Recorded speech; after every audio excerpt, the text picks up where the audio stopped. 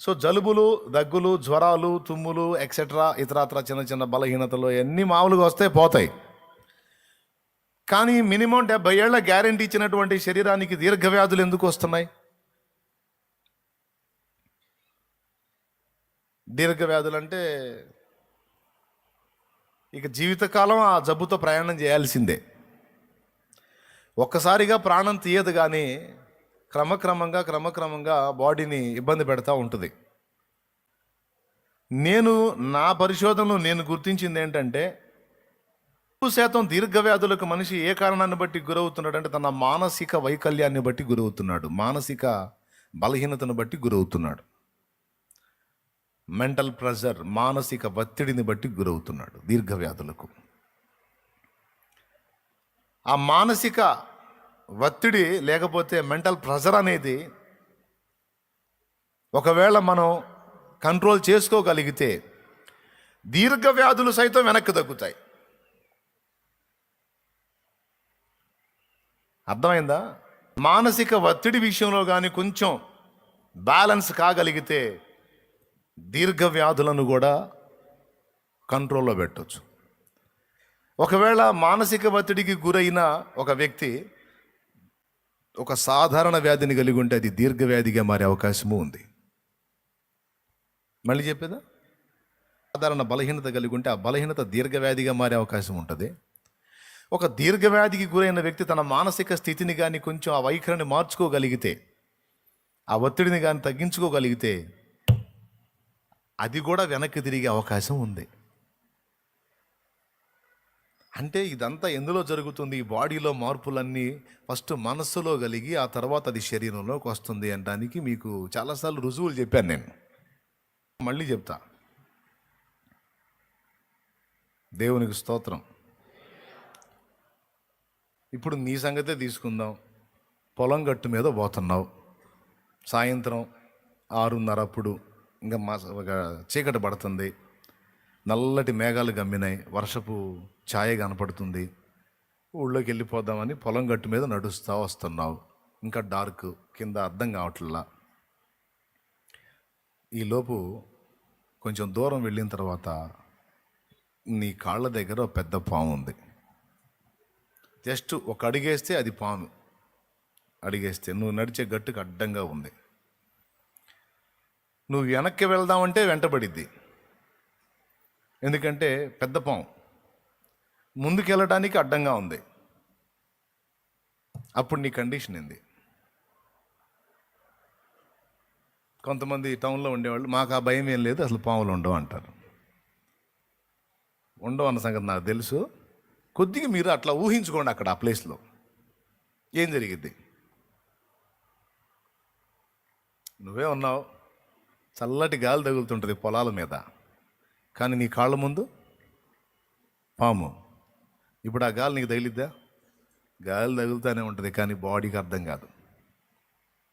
వెనక్కి వెళ్తే వెంటబడిద్ది, ముందుకెళ్తే కాటేసిద్ది, ఉన్న దగ్గరే ఆగిపోతావు. చాలా స్పీడ్గా పరిగెత్తితే గుండె టకా టకా టకా కొట్టుకుంటుంది, కానీ అక్కడ నిలబడ్డ నువ్వు ఏం పరిగెత్తలా, కానీ గుండె వేగం పెరిగిపోతుంది, టకా టకా టకా కొట్టుకుంటుంది. కొట్టుకోదా? ఏందండి ఏం చెప్పరు మీరు? కొట్టుకోదా? బాడీ చెమటలు పట్టదా? మాట వచ్చిద్దా? పెద్ద పాము ఆ దరి నుంచి ఆ దరికి కనపడుతుంది. ఎట్లుంటుంది? మాట వచ్చిద్దా? మాట రాదు, చేతులు కాళ్ళు వణుకుతుంటాయి. నాకు అర్థం కాదు, ఈ లక్షణాలన్నీ ఎప్పుడు వస్తాయి? బాగా శరీరం శ్రమకు గురైనప్పుడు, బాగా పరిగెత్తినప్పుడు బాడీ అంతా చెమటలు వచ్చేస్తుంది, గుండె స్పీడు పెరిగిపోద్ది, బాడీ షివరింగ్ అప్పుడు వచ్చిద్ది, బాగా వేగంగా పరిగెత్తినప్పుడు. కానీ నువ్వు అడుగు కూడా వేయలా, కానీ బాగా స్పీడ్గా చాలా దూరం పరిగెత్తిన వాడి బాడీ ఏ లక్షణాలు చూపించిద్దో, అడుగు కూడా వెయ్యని నీ బాడీలో ఆ లక్షణాలు కనపడుతున్నాయి. ఎలా కనపడతాయా లేవా? కనపడితే వాళ్ళు చేయొద్దండి.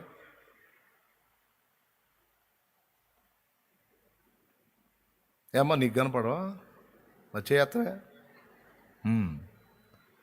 ఎలా? చల్లటి పైరుగాలు దోలుతుంది, మనకు తగలట్లో, మనకేమో చెమటలో. అసలు కమ్మని వాతావరణం, హాయి, అందులో వానబడబోతుంది, ఇంకా సూపర్గా ఉంటుంది. అయినా సరే మనకు దడ. కారణం ఆ పాయింట్ ఏంటంటే, పైన మెరుపు మెరిసి ఇంతలో ఈ దడ ఆయాసంలో మనం ఉండి కనీసం కేకేయటానికి కూడా ధైర్యం చేయాలని కండిషన్లో ఉంటే, ఈలోపు పైన తొడుక్కుని మెరుపు మెరిసింది. ఒక్కోసారి పైన మెరుపు మెరిస్తే కింద చేమ కూడా కనపడదు. ఐడియా ఉంది కదా మీకు? ఈ ఆగిన నీకు ఆ మెరుపు మెరిసి నీవు నడిచే బాటకు అడ్డంగా ఉన్న పాము ఏందో కనపడింది. ఏందది? పాము కాదు, తాడు. ఎవడో పుల్లలు కట్టుకోవడానికి తెచ్చాడు, ఆడబడేసి పోయాడు. పెద్ద తాడు అది. ఆ మెరుపు మెరిసింది, తాడు కనపడింది. అప్పుడు ఎట్టుంటుంది? ఫస్ట్ చుట్టూ చూసుకుంటాం, ఎవడన్నా చూశాడని. నెంబర్ 1.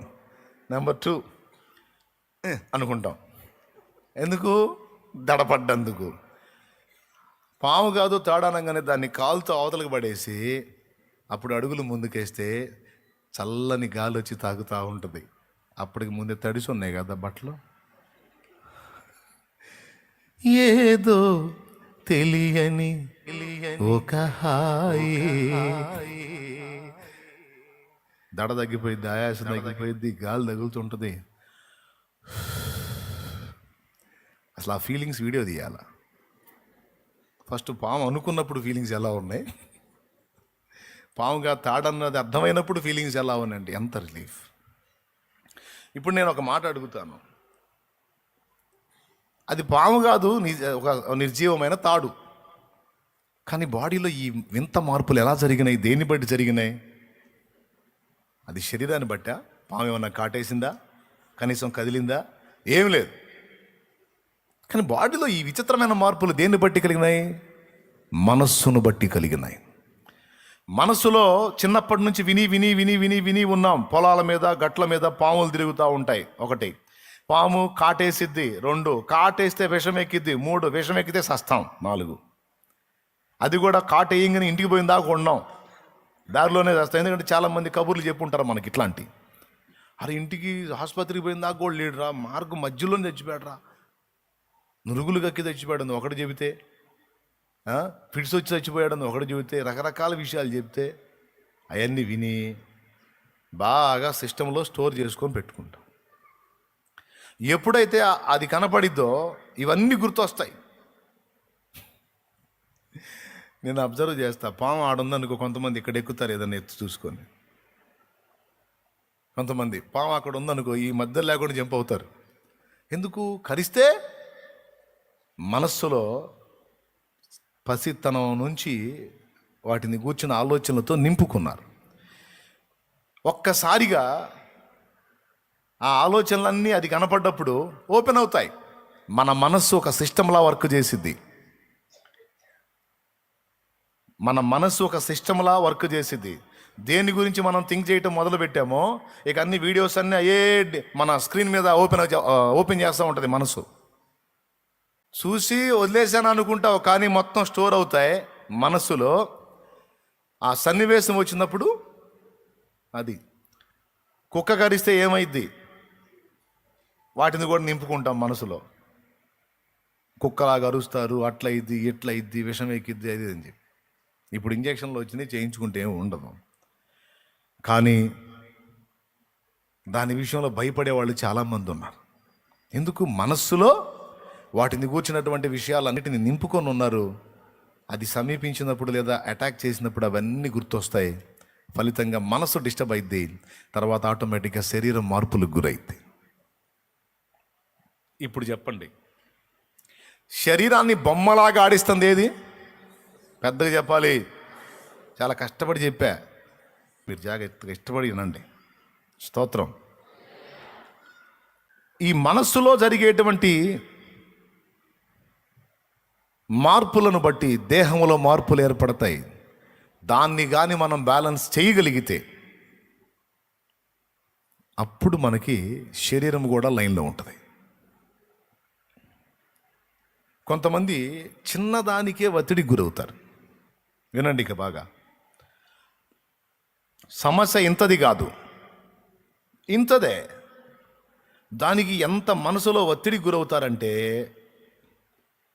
వాళ్ళని మనం కంట్రోల్ చేయకపోతే ప్రాణం కూడా తీసుకుందాం అన్నంత వ్యక్తిలోకి వెళ్ళిపోతారు. చిన్నదే, ఇంత మాట, చిన్న సమస్య. కొంతమంది ప్రాణం తీసుకోరు, కానీ ఇంత సమస్యకి తిండి మానుకుంటారు, నిద్ర మానుకుంటారు. ఇంత సమస్య ఆలోచిస్తూ ఉంటారు. ఈ పేషెంట్ కాక రోగాలు రాకేమొస్తాయండి? ఏమమ్మా? చిన్నదానికి ఆలోచించి, పెద్దదానికి ఆలోచించి, ఇంతదానికి ఆలోచించి, అంతదానికి ఆలోచించి బతుకంతా ఇక అట్లనే ప్రెజర్ గురైతే 40 ఏళ్ళు నిండేసరికి కంపెనీ రోగాలన్నీ లైన్లో ఉంటాయి. దేవునికి స్తోత్రం. కానీ ఏం చేద్దాం, కొంతమంది మనస్సు అట్లా ఉంటుంది మరి, దరిద్రంగా అట్లా తెచ్చి ఏం చేద్దాం మరి, ఎంత చెప్పినా వాళ్ళు మారరు. ఒకప్పుడంటే నిరీక్షణ లేదు, ఒకప్పుడంటే మనకు ధైర్యం లేదు, ఒకప్పుడంటే మనకు భరోసా లేదు. ఎందుకంటే జీవము గల దేవుడు మనకు తెలియదు. కానీ ఈరోజు మనకు ఆయన ఉన్నాడు కదా.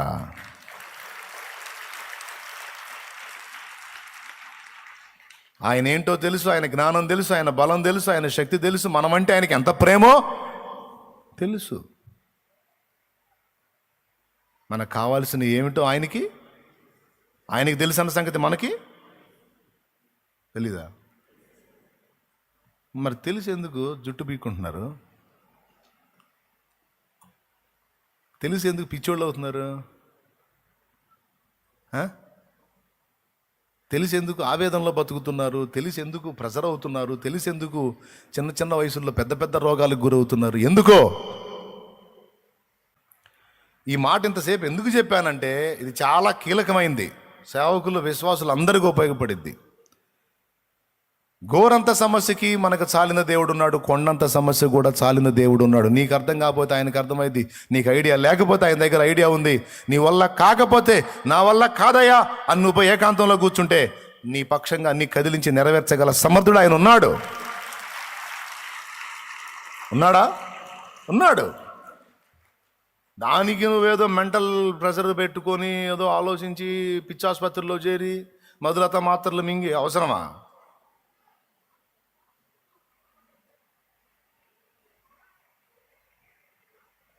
ఏమమ్మా? జెంట్స్ కొంతమంది లేడీస్ గురించి, లేడీస్ కొంతమంది జెంట్స్ గురించి, కొంతమంది పిల్లల గురించి, కొంతమంది పెద్దల గురించి, కొంతమంది జాబులో ఎదురయ్యే చిన్న సమస్యల గురించి, కొంతమంది చదువులో ఏర్పడే ఒత్తిళ్ళ గురించి, కొంతమంది ఉద్యోగ ప్రయత్నంలో ఏర్పడే విఫలతల గురించి, కొంతమంది పిల్లలు లేరు అన్న కారణం చేత రోజు ఏడ్చేవాళ్ళు ఉన్నారు, ఒత్తిడికి గురయ్యిన వాళ్ళు ఉన్నారు, నిద్రలు బట్టక నిద్ర మాత్రలు మింగుతున్న వాళ్ళు ఉన్నారు. ఎన్ని చెప్పుకోదగ్గ గొప్ప సమస్యలు కాదు బిడ్డ. నేను ఎందుకు ఇంత పచ్చిగా చెప్తున్నా అంటే మరి సున్నితంగా చెబితే మీకేం నాటదు. అందుకే సోదిమోహం దానా, సోదిమోహం వాడా అని చెప్పి తిట్టి మరీ చెబుతున్నా. అర్థమైందా? నేను తిట్టంలే, అంటే తిడతాను అని చెప్పి చెబుతున్నా. చెప్పిన మాట వినకపోతే దేవునికి స్తోత్రం చెప్పండి మనసారా. చెప్పండి. ఒత్తిడికి గురవుతారా? అవ్వండి. నాదేమైంది ప్రార్థన చేస్తా. ఈ రోగం వచ్చిందంటే నాయన నీ ఇష్టమైతే తగ్గించు, లేకపోతే ఉంచే నాయన, నీకు స్తోత్రం. కడుపులో మండితే అదే చేస్తా ప్రార్థన. ఇష్టమైతే తగ్గించు, లేకపోతే ఇంకా అది పెంచు నాయన, పోయి పెందలాడు పీడ వదిలి.